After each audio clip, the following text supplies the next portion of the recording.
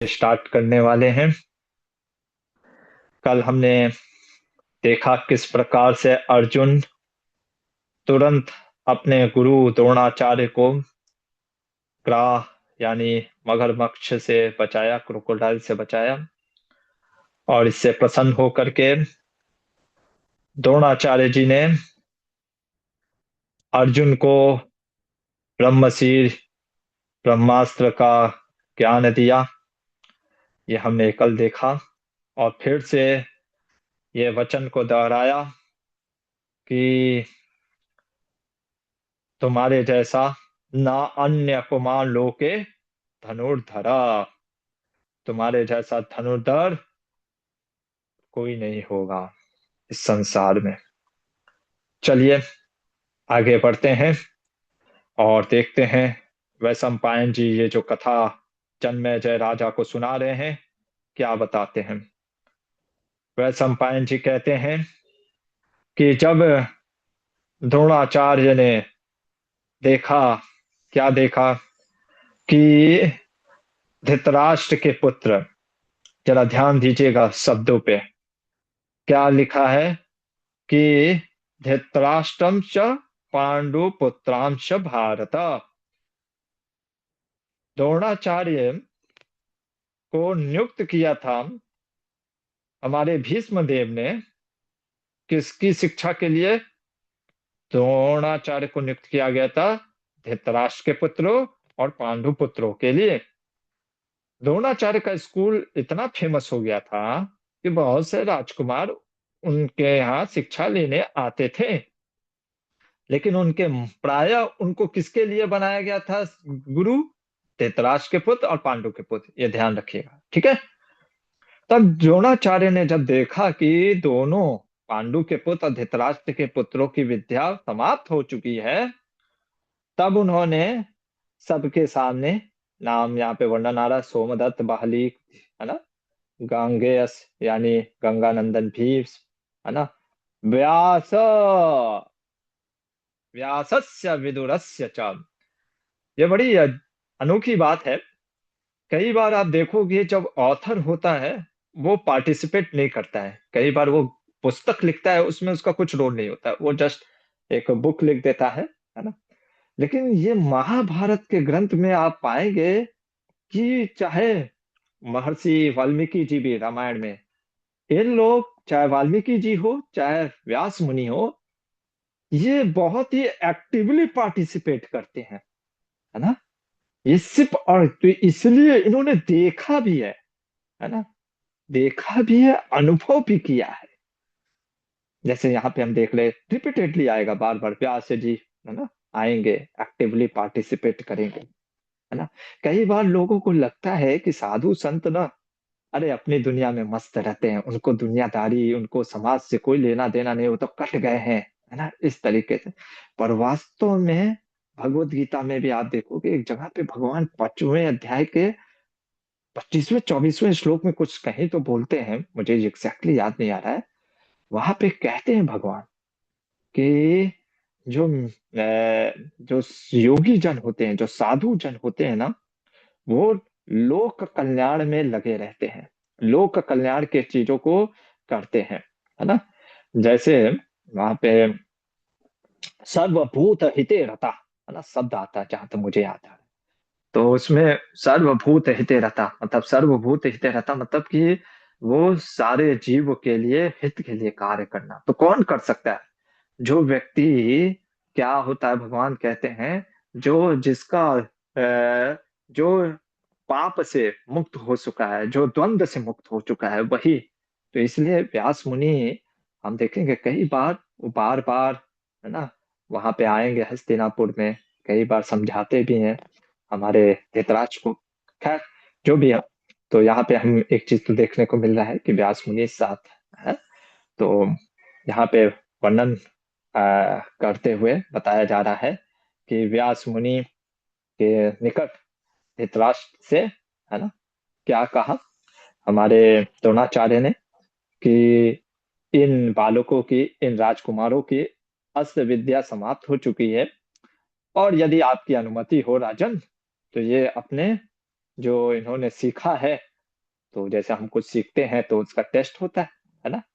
तो इन्होंने जो सीखा है ये टेस्ट है, ये अपने कला का प्रदर्शन करना चाहते हैं। तो धृतराष्ट्र ने कहा बिल्कुल, है ना, बिल्कुल होना चाहिए प्रदर्शन।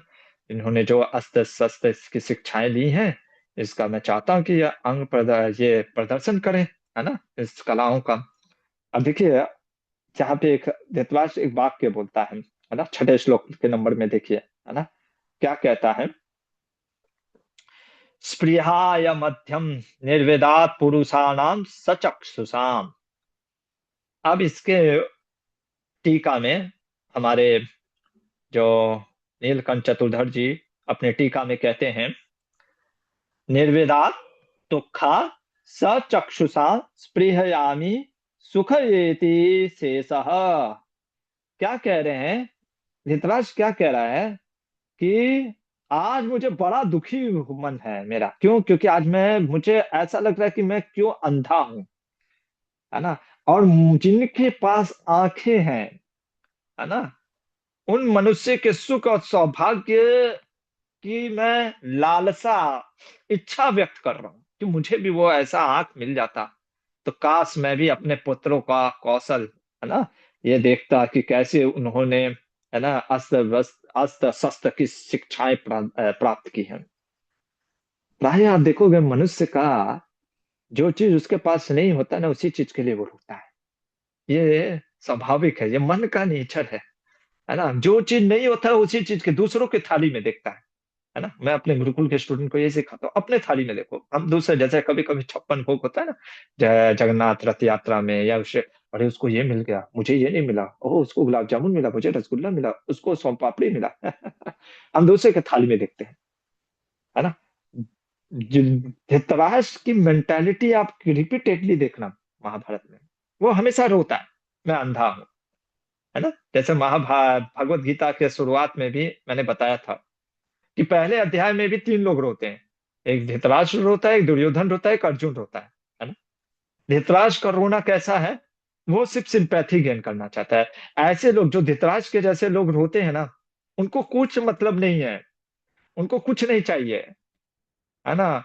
उनको बस एक ही चीज चाहिए, क्या चीज चाहिए, कि लोग उसको सिंपैथी दें, बस, है ना। उनका यही मकसद रहता है कि लोग कहे, अरे अरे आपके साथ बड़ा बुरा हुआ, है ना, कोई बात नहीं। तो धृतराष्ट्र बार बार रोएगा, मैं अंधा हूं, मैं अंधा हूं, मैं अंधा हूं, मैं क्या करूं, मैं अंधा हूं, मैं अंधा हूं। अरे तुम अंधे हो लेकिन तुम राजा भी हो, है ना। भगवान ने तुमको शक्ति दी है, बुद्धि दी है, तुम्हारे पास इतना विदुर जैसा महामंत्री है, भीष्म जैसे चाचा हैं, है ना, द्रोणाचार्य कृपाचार्य जैसे गुरुजन है, व्यास मुनि हमेशा आ रहे हैं, फिर भी वो रोता रहता है, मैं अंधा हूं, मैं क्या करूं, है ना। ऐसे धृतराष्ट्र होता है, ठीक है। खैर, तो कहता है कि फिर आके चल करके, है ना, कि फिर विदुर जी को बोलता है कि विदुर जी, जो भी ये द्रोणाचार्य कह रहे हैं उसके अनुसार आप कार्य करिए, ठीक है। तो फिर एक जगह देखा गया, भूमि देखी गई, और फिर उसको, है ना, उस भूमि को, यहाँ पे वर्णन आता है, प्रेक्षागारम। प्रेक्षागारम मतलब क्या होता है, तो कहते हैं प्रेक्षार्थमा, प्रेक्षार्थमागारम, क्या लिखा है, प्रेक्षार्थमागारम मंशास्य इतरेषां प्रेक्षार्थे रंगभूमौ चक्रुरिति संबंध, द्वय संबंध। तो कह रहे हैं श्री हमारे नीलकंठ चतुर्थ जी कि जो नाटक इत्यादि जो उत्सव करने के लिए, जैसे थिएटर होता है ना, तो थिएटर जैसे होता है तो रंगमंच एक होता है, एक पोजी प्लेस होता है, जहाँ पे लोग मतलब अपना प्रदर्शन करते हैं नाटक का, और बैठ करके जो दर्शक होते हैं ना, वो बैठ करके आनंद लेते हैं। तो वैसा पूरा एकदम रंगमंच, उसको कहा जाता है प्रेक्षा भवन, है ना। तो वो भवन बनवाया गया, बहुत सुंदर, एक जमीन देखा गया, फिर वास्तु पूजा भी कराया गया, है ना। तो वास्तु पूजा करा करके सारा विधि पूर्वक उस जगह को तैयार किया गया, और स्त्रियों के बैठने के लिए भी, है ना, वो सारा चीजें पोजीशन बनाया गया कि कहाँ स्त्रियां बैठेंगी, कहाँ सारे लोग बैठेंगे। फिर देखिए आगे आकर के वर्णन आएगा, आगे के श्लोकों में देखिए यहाँ पे आ रहा है ना, कि हाँ ये देखिए, गांधारी च महाभागा कुंती च जयतांबर स्त्रियश्च राज्ञ, सारी स्त्रियां, तो जब समय आ गया, है ना, तो जिस एक निश्चित दिन तय किया गया, है ना, जो भी मुहूर्त निकाल करके, और उस दिन सारे लोग वहां पे उपस्थित हुए। प्रहलीक, सोमदत्त, भूरिश्रवा, सारे कौरव सेना, सारे लोग सभा आकर के बैठ गए। फिर माताएं भी बैठी, जैसे यहाँ पे वर्णन आ रहा है, कुंती, गांधारी और सभी स्त्रियां, है ना। कई बार हम लोग सोचते हैं कि अरे स्त्रियां तो पर्दा में रहती थी, उनको कुछ नहीं, ऐसा नहीं है। आप शास्त्रों को सही पूर्वक पढ़ोगे तो आप देखोगे स्त्रियों को भी, है ना, वहां पे बुलाया गया। ना कि सिर्फ स्त्रियों को, देखिए अगला लाइन में भी, ब्राह्मण च ब्राह्मण क्षत्रियाधम च चातुर्वर्ण्यम पुराधृतम। जैसा आपको पता है, चार वर्ण होते हैं ना, ब्राह्मण क्षत्रिय वैश्य शूद्र, चारों वर्ण के लोग थे। ऐसा नहीं कि अरे इसे ब्राह्मण क्षत्रिय वैश्य, है ना, चारों वर्ण के लोगों को वहां पे, है ना, सारे चारों वर्णों के लोग, है ना, सभी लोग आए थे। इनका कुमाराणम, धृतराष्ट्र के पुत्र और पांडव के पुत्र। देखिए बहुत से लोगों ने सीखा, किसने, क्या, द्रोणाचार्य के स्कूल में। लेकिन युद्ध कौशल दिखाने का, क्यों, क्योंकि ये फिर वही चीज बात है ना, कि आप इसको थोड़ा सा समझने का प्रयास करिएगा, है ना। जैसे मान लीजिए कभी कभी कैसा होता है कि ठीक है गुरु सबके हैं, है ना, द्रोणाचार्य नो डाउट, लेकिन वो प्राइमरली जो गुरु जिनके लिए उनको बनाया गया था, वो था कि राजकुमारों के लिए, ये जो धृतराष्ट्र के पुत्र और पांडव के पुत्र, और उन्हीं के प्रदर्शन के लिए ये रंगभूमि तैयार की गई थी। ठीक है। ये चीज हमको ये नहीं सोचना चाहिए अरे फिर बाकी राजकुमारों के लिए भी होगा, ऐसा नहीं हो कि उनको भी दिया गया होगा, लेकिन आज का जो दिन था ये रंगमंच, ये सिर्फ है ना, उनके लिए था, है ना, उनके प्रदर्शन करने के लिए था। ठीक है। तो ये हमको थोड़ा सा समझना चाहिए, है ना, क्योंकि अभी कुछ होने वाला है, जरा हम वहां पे देखेंगे, समझने का प्रयास करेंगे। तो खैर आगे बढ़ते हैं। तो पूरे गाने बजाने के साथ पूरा सब चीज एकदम उत्सव उत्सव मनाया जा रहा था, हाँ? जैसे एक स्पोर्ट्समैन के लिए उत्सव होता है क्रिकेट खेलना, है ना, तो वैसे एक क्षत्रिय के लिए अपना युद्ध कौशल दिखाना उत्सव है ना। तो फिर उसके बाद द्रोणाचार्य, कृपाचार्य सभी उपस्थित होते हैं, और सभी आ करके, तो सारे फिर जो राजकुमार होते हैं वो आ करके जो अपने गुरुजनों को, है ना, वो पूजा करते हैं ना, और पूजा करके फिर अब उनसे अनुमति लेते हैं। पहले गुरु से अनुमति लिया जाता है कि तो उनके गुरु जो द्रोणाचार्य और कृपाचार्य ने जो भी शिक्षाएं दी, अनुमति दिया, है ना। और उस समय राजा धृतराष्ट्र ने कई प्रकार के दान भी किए, है ना। हमें, आप देखोगे रिपीटेडली ये वैदिक शास्त्रों का कोई भी चीज उत्सव में ना दान जरूर होता था, है ना। दान क्यों, क्यों दान से क्या होता है प्रभु जी, दान से ना, जब मेन चीज जो होता है ना, ब्राह्मणों को दान देने से उनकी कृपा प्राप्त होती है ना। वो अपने जब आशीर्वाद देते हैं, जैसे जैसे हम लोग गायत्री करते हैं ना, जो ब्राह्मण गायत्री करते हैं, तो गायत्री जो करते हैं, गायत्री से पावर आता है ना।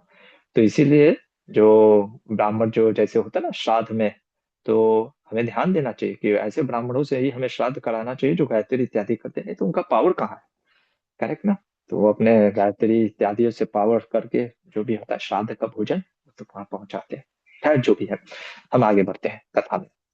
तो फिर सारे जो राजकुमार होते हैं, सभी के सभी जो आशीर्वाद लेकर के, है ना, अब अपने अस्त्र कौशल का वो प्रदर्शन करना प्रारंभ करते हैं। तो कोई घोड़ों पे सवार हो करके, है ना, फुर्ती से, है ना, नाना प्रकार के बाण छोड़ रहा है, तो बाकी लोग जैसे मानो कि कुछ लोग डर के मारे, है ना, ऐसे डर गए कि अरे ये क्या हो रहा है, तो कुछ लोग अपना सिर छिपा लेते थे कि भाई कहीं हमको बाण ना लग जाए है ना। अरे हरे कृष्णा, है ना। तो कुछ लोग ऐसे डर के मारे अपने बाणों को छिपा, मतलब सिर छिपा देते थे, है ना। और कुछ लोग कहते थे अरे नहीं नहीं नहीं, मरेंगे तो मरेंगे, क्या हुआ है ना। तो कुछ लोग दर्शक एकदम आश्चर्यचकित भी देख रहे थे, है ना। और सब जगह साधु साधु, वाह वाह, ऐसे चल करके चीजें हो रही थी, है ना। कोई इधर से तीर चला रहा था, कोई सारे मतलब रंगमंच में सारे लोग घोड़े हाथी पे बैठ करके, कोई हाथी पे सवार होकर के युद्ध कर रहा था, कोई घोड़े पे ऐसे फुर्ती से बैठ करके उतर करके, है ना। इस प्रकार से युद्ध कौशल दिखाया जा रहा था दर्शकों में। बहुत ही मतलब कि उनकी तारीफ हो रही थी सभी लोगों के प्रति। अब यहाँ पे देखिए अ, क्या होता है, सुयोधनो वृकोदरो, है ना। तो अब युद्ध हो रहा था दुर्योधन और भीमसेन, वृकोदर, वृकोदर, भीमसेन का एक नाम वृकोदर है। और वो लोग के बीच में युद्ध क्या हो रहा था, मतलब युद्ध नहीं, मतलब युद्ध कला दिखाने के लिए, है ना, वो आए थे। और महाबाहु पौर से पर्यवस्थितो, है ना। तो और आ करके ये दोनों, है ना, गदा, गदा के साथ देखिए, अवतीर्णो गदा हस्तवेग, है ना। तो गदा लेकर के एक दूसरे से टकराने लग गए, है ना। और दोनों महारथी थे, एक से बढ़कर एक युद्ध था।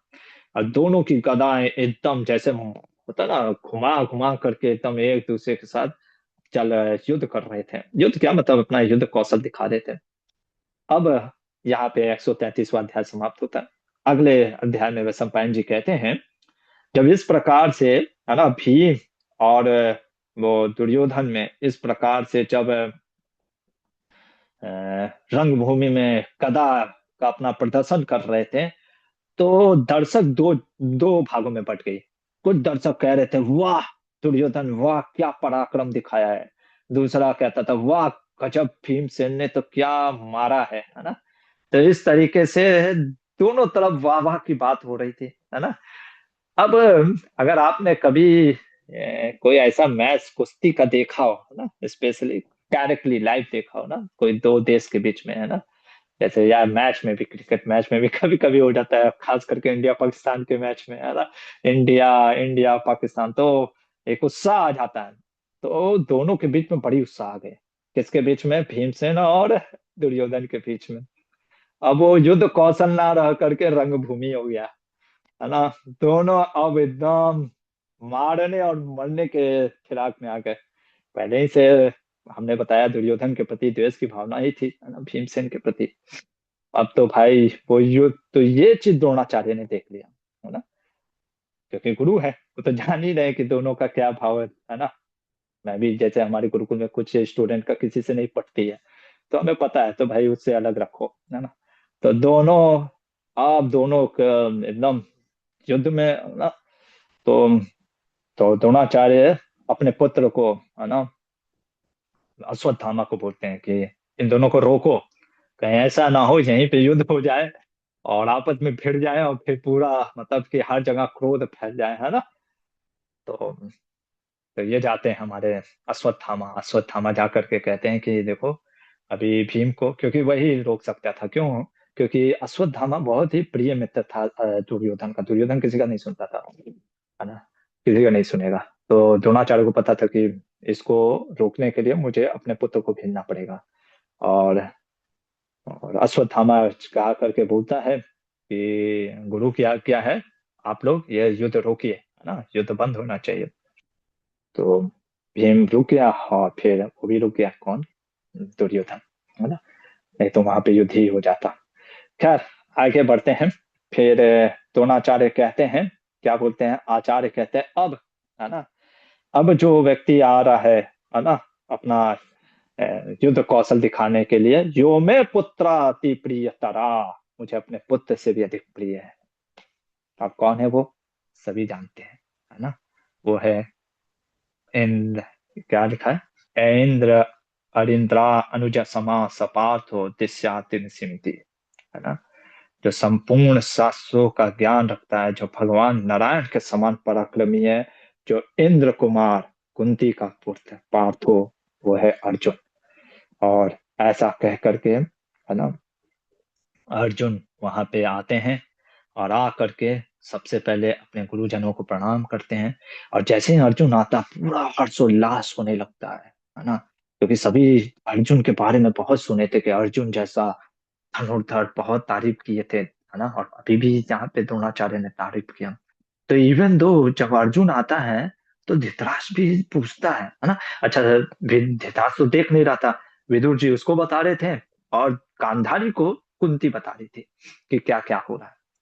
तो जब अर्जुन रंगभूमि में उतरे, तो मानो सब जहां पूरा एकदम कोलाहल मचने लग गया। तो धृतराष्ट्र विदुर से पूछने लग गए कि भाई कौन आया है ऐसा, है ना।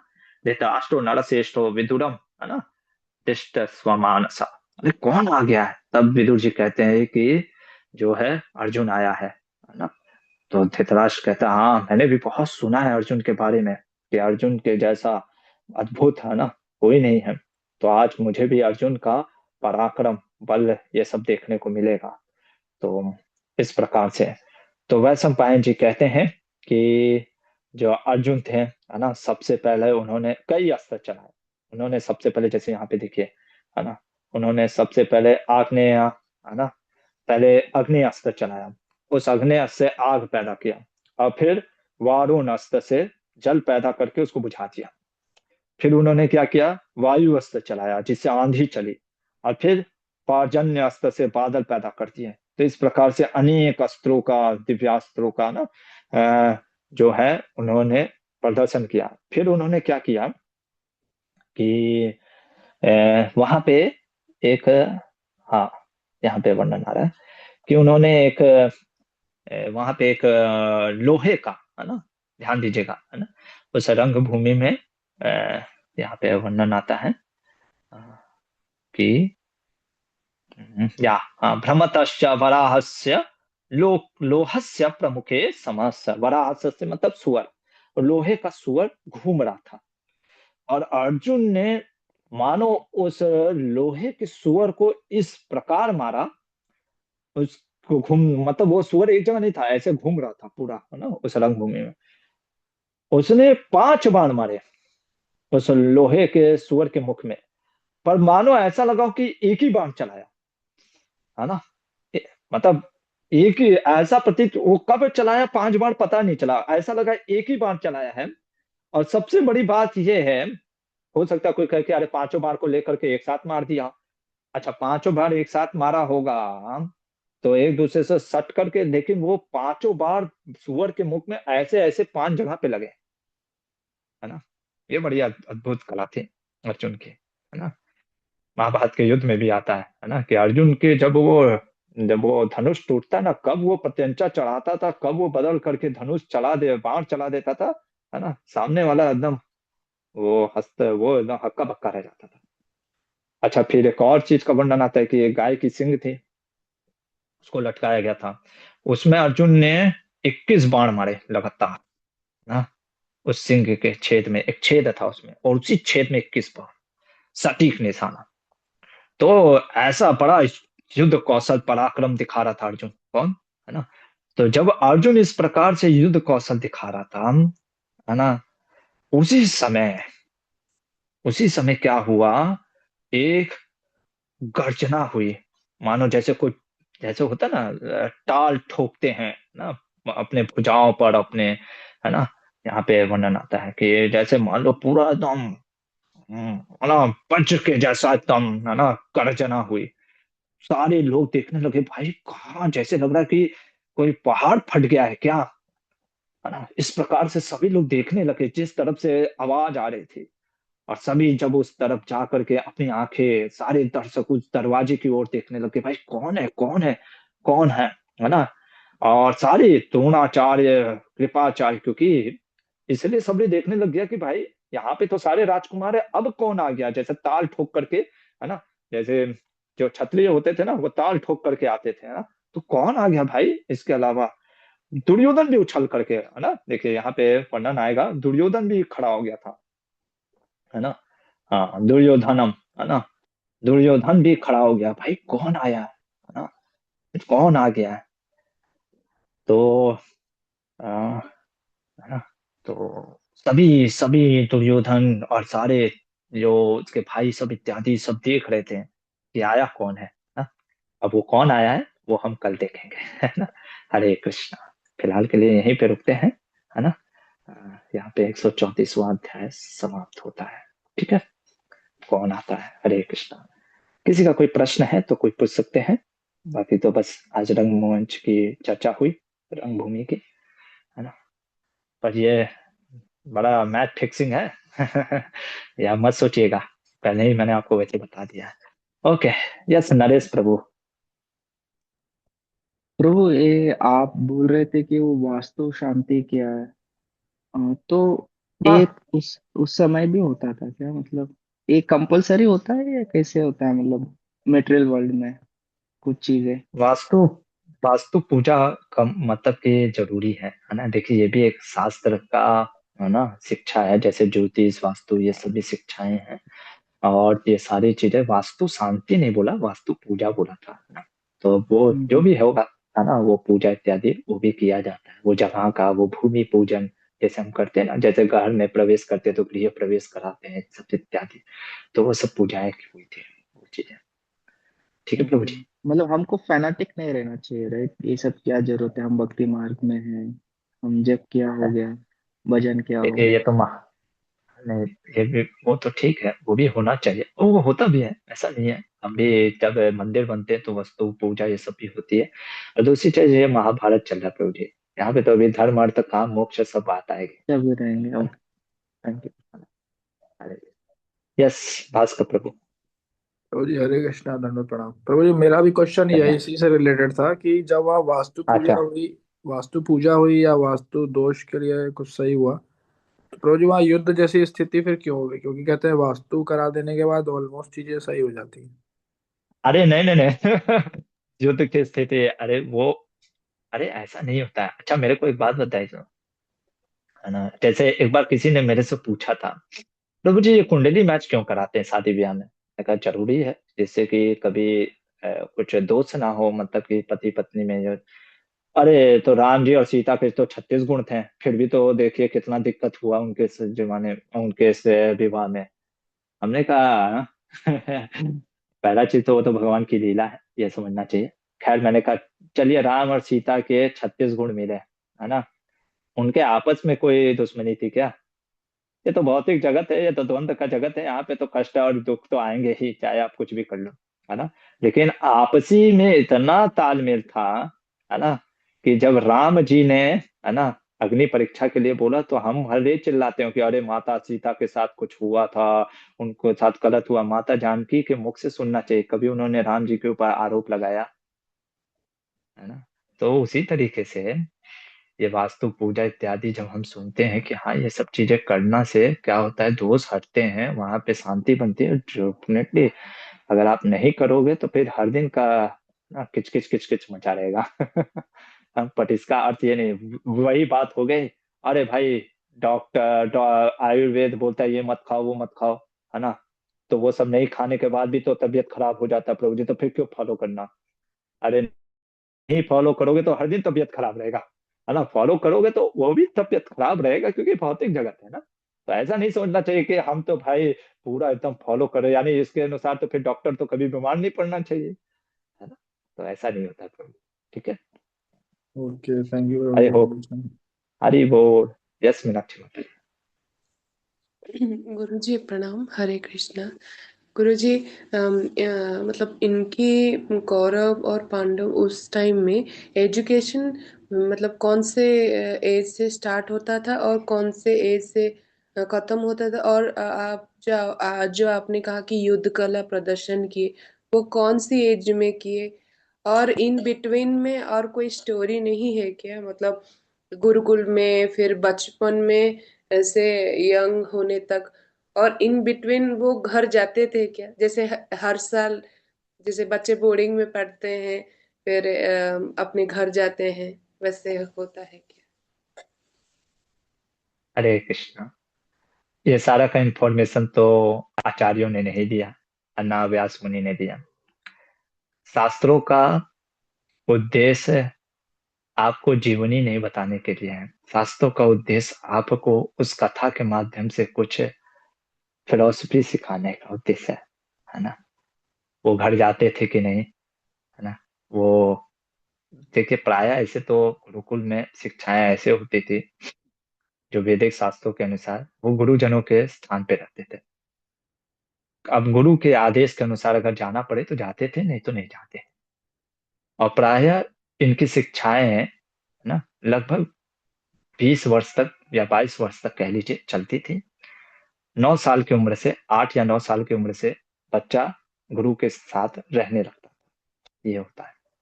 अब ये लोग कितना साल रहे, है ना। जैसे परशुराम जी के पास कर्ण 4 साल रहा, ये मध्वाचार्य लिखते हैं। द्रोणाचार्य के पास कितना साल ये लोग रहते हैं ऐसा तो मैंने नहीं देखा, है ना। तो मैं इस पे टिप्पणी नहीं कर पाऊंगा। और ये सब जो डिटेल्स है ना, ये सब इतना मैटर भी नहीं करता, क्योंकि ये डिटेलिंग्स, अगर इनका उद्देश्य हमें समझना चाहिए कि ये शास्त्र का उद्देश्य बस हमको कुछ समझाना है, कहानियों के माध्यम से कुछ शिक्षाएं देना है। तो जितनी व्यास मुनि ने लिखा कि हाँ अर्जुन ने ये कार्य किया, अर्जुन की महानता को दिखाने के लिए, है ना, कि अर्जुन का पराक्रम, क्योंकि आप बोल सकते हैं, प्रभु जी अर्जुन का ही सिर्फ क्यों दिया, है ना, बाकी चारों क्या, युधिष्ठिर चलो मान सकते हैं, वो दुर्योधन इत्यादि तो दुष्ट थे, मन में प्रश्न उठ सकता है ना, भीमसेन के बारे में क्यों नहीं दिया, या नकुल सहदेव को तो एकदम नेग्लेक्टेड ही फील कराते हैं हम लोग, है ना। आपको समझना पड़ेगा कि जो ऑथर लिख रहा है, ये हमारा हमारा सोच, कैसे कहते हैं ना, यथा दृष्टि तथा सृष्टि, the world is the mirror of our own consciousness. हमको लगता है कि जैसे मैं नेम फेम के लिए भूखा हूं, तो हर कोई नेम फेम के लिए भूखा है। जैसे रामायण में भी लोग कहते हैं, अरे उर्मिला को तो जिक्र ही नहीं हुआ, हाँ बेचारी कितना त्याग की, अरे उसके साथ बड़ा अत्याचार किया वाल्मीकि मुनि ने। भाई वाल्मीकि मुनि, आप प्रेजेंट थे क्या? यहाँ पे देखिए व्यास मुनि तो प्रेजेंट हैं, उनको पता है ना कि एक तो ये लोग त्रिकालदर्शी हैं, ये तो आचार्य हैं, महर्षि हैं, और ऊपर से ये लोग प्रेजेंट भी हैं। इनको पता है कि सामने वाले का स्वभाव क्या है। जैसे हमारे हमने कल एक बनाया था, कल अगर आपको पता होगा, गोपाल भट्ट गोस्वामी जी का आविर्भाव दिवस था, हमारे 6 गोस्वामियों में है। आप गोपाल भट्ट गोस्वामी के बारे में ज्यादा नहीं पाओगे। हमारे कृष्णदास कविराज गोस्वामी चैतन्य चैतामृत में सिर्फ रूप और सनातन के बारे में लिखे हैं। क्यों नहीं लिखे प्रभु जी गोपाल भट्ट गोस्वामी के बारे में? ये तो गलत बात है। अरे भाई गोपाल भट्ट गोस्वामी, रघुनाथ भट्ट गोस्वामी ने कहा, वो जब गए आशीर्वाद लेने, तो उन्होंने कहा कि हम तभी आपको आशीर्वाद देंगे जब आप हमारे बारे में नहीं लिखोगे। जामवन, जब हनुमान जी, जब प्रभु रामचंद्र के पास वापस आते हैं और माँ सीता का वो अंगूठी लेकर के, आप कहते हैं कि सीता का खोज मैंने पता कर लिया, तो जामवन कहते हैं क्या कि अरे प्रभु, मैं ही वो था जो हनुमान को याद दिलाया था, हनुमान भूलो नहीं, तुम तो चुपचाप बैठे थे। कहीं नहीं पाएंगे वाल्मीकि रामायण में कि जामवन ने कुछ बोला हो। क्यों? क्योंकि वो लोग इंटरेस्टेड नहीं है नेम फेम के लिए। आप अभी देखोगे महाभारत में ऐसे ऐसे ऋषियों का नाम आएगा ना, जो कुछ समय के लिए आते फिर गायब हो जाते हैं। सबसे मेन तो मैं तो पूछूंगा आप सबसे, होमवर्क है, मैंने तो कई बार आंसर भी दे दिया है, फिर भी ये होमवर्क है, लेकर के जाओ। मेरे को बताइए, पांडवों के कुल गुरु कौन थे, पुरोहित कौन थे? अक्सर लोग जो महाभारत नहीं सुने हैं ना, महाभारत नहीं पढ़े, वो गलत आंसर देते हैं, क्योंकि लोग उनको जानते ही नहीं है कि उनके गुरु कौन थे, पुरोहित जो हमेशा जो गुरु साथ में रहते थे, है ना। तो इसलिए हमको ये समझना जरूरी है कि जब शास्त्र लिखे हैं गए हैं हमारे आचार्यों के द्वारा, मतलब व्यास मुनि वाल्मीकि के द्वारा, वो किसी पर्पस के लिए लिखे हैं। वो इतना डिटेलिंग आपको नहीं बताएंगे चीजें। ओके माता जी। ठीक ठीक। हरे मतलब हरे कृष्णा। हाँ। मतलब गुरु जी जैसे कोई भी रामायण हो या फिर महाभारत हो, मतलब मुझे लगता था कि एवरी डिटेल्स उन्होंने दिए होंगे, क्योंकि वो तो भगवान है। तो उनकी हर स्टेज में हर दिन कुछ अनोखी घटनाएं अलौकिक तो होती ही रहती होंगी। वो सुनने में भी बहुत अच्छा लगता है और कुछ लेसन भी मिलता है। तो ऐसे लगा अभी जो महाभारत में श्री कृष्ण जी के बारे में नहीं बताया, जैसे उन्होंने पैदा हुए वृंदावन में, क्या हुआ वो भी। देखिए आप ही खुद ही बोल रहे हैं कि सब चीज डिटेलिंग देना चाहिए, और खुद ही करी कि उस चीज का वर्णन नहीं किया। वही तो मैं बता रहा हूँ, अगर हर चीज का डिटेलिंग देते व्यास मुनि, तो सोचिए कितना करोड़ों संख्या का श्लोक हो जाता, पढ़ पाते हम लोग? फिर तो हम कहते हैं जैसे मोटी बुक हम लोग का, जैसे बहुत सारे स्टूडेंट भी है ना, आप भी स्टूडेंट रहे होंगे, जैसे ही हम देखते थे अरे इतनी मोटी बुक है यार, छोड़ो यार, हम लोग को एनसीईआरटी सबसे पसंद क्यों होता था? बड़ा पतला बुक रखा है ना। मतलब मैं अपना बात कर रहा हूँ, पतला है ना। तो बुक अगर मोटी हो जाती है तो हम लोग कहते हैं अरे यार कौन पढ़ेगा, छोड़ो यार, है ना। जैसे समरी बताओ, फिर हम कहते हैं अरे समरी बताओ। तो सोचिए महाभारत कोई क्यों नहीं पढ़ता है ना, कहता है 1 लाख श्लोक को कौन पढ़ेगा, छोड़ो, आगे बताओ, है ना। तो वैसे ही अ, चीजें हैं। जैसे है गुरु ना, तो इसलिए जी है ना। ये सिर्फ मतलब पद्य के आकार में ही है क्या, गद्यों में नहीं है? जैसे स्टोरी के संस्कृत पता नहीं है तो ऐसे पढ़ पढ़ के भी जान सके वैसे नहीं है क्या? मतलब कोई भी ट्रांसलेट नहीं किए? ट्रांसलेशन है ना, गीता प्रेस का ट्रांसलेशन ले लीजिए, है ना, हिंदी में ट्रांसलेशन है। हम्म, अब मैं संस्कृत के अनुसार क्यों बोलता हूँ, तो कि ट्रांसलेशन हो सकता है कुछ गड़बड़ हो, है ना।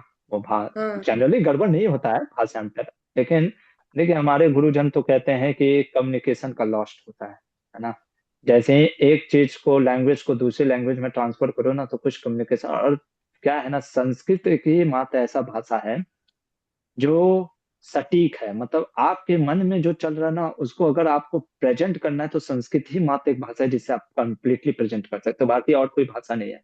जैसे हम कई बार बोलते हैं, हाँ अरे नहीं मेरा कहने का अर्थ ये नहीं था, दरअसल वो क्या है ना, शब्द नहीं मिल रहा है, क्योंकि सही में कुछ चीजों को हम ना व्यक्त नहीं कर सकते, वो सिर्फ संस्कृत ही एक ऐसा चीज है, लैंग्वेज, जिसमें आप एज इट इज प्रेजेंट कर सकते हैं। तो वो चीज है ना। वैसे है, गीता प्रेस है, और हम्म, मध्वाचार्य के भी अभी मैं सुना हूँ कि महाभारत तात्पर्य निर्णय के भी ट्रांसलेशन हो गए हैं, इंग्लिश में अवेलेबल है ना। अब उसका पीडीएफ आपको देखना पड़ेगा, वैसे पीडीएफ एक बार पल्लवी माता जी ने शेयर किया था गीता प्रेस का, तो फिर से अगर वो शेयर कर देंगे तो अच्छी बात है ना, अपने ग्रुप हम्म। में, तो फिर आप उसको पढ़ सकते हो। ठीक है। गुरु जी और एक है कि भगवान श्री कृष्ण उनकी जीवनी, जैसे आपने कहा कि पूरी हर हर दिन या फिर हर छोटी हम्म। मोटी बातें ये कहीं पे लिखा है, हम पढ़ सकते हैं क्या? हाँ है लिखा, हरिवंश पुराण में लिखा है, भागवत पुराण में लिखा है ना। जितना हमको जानना है, जिसको जितना हमको समझना है, उतना बहुत लिखा है। अरे बहुत लिखा है, इतना आप पढ़ नहीं सकती जितना वो आचार्यों ने लिखा है ना भगवान के बारे में। गुरु जी भागवत कोई पुराण बुक है, है? हरि। हाँ?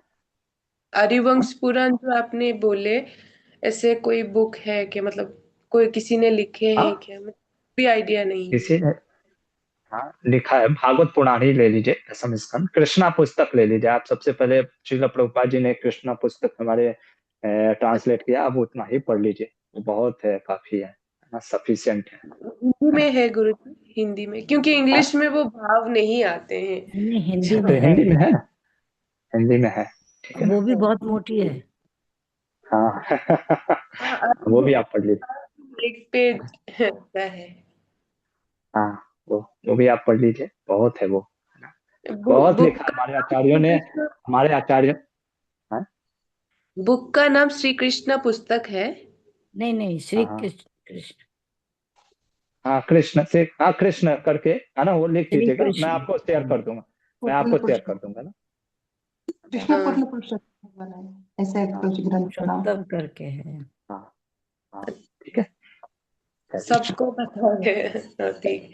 Thank you, thank. हाँ, है ना, चलिए। हमारे आचार्यों ने इतना भगवान के बारे में लिखा है, आप वो एक बुक पढ़िए, आपको कम पड़ेगा, मैं एक और बुक दूंगा, फिर आप वो कंप्लीट करिए, फिर मैं, इतना लिखा है, अनंत लिखा है ना, समय कम पड़ जाएगा, है ना, मैं आपको बता रहा हूँ, है ना?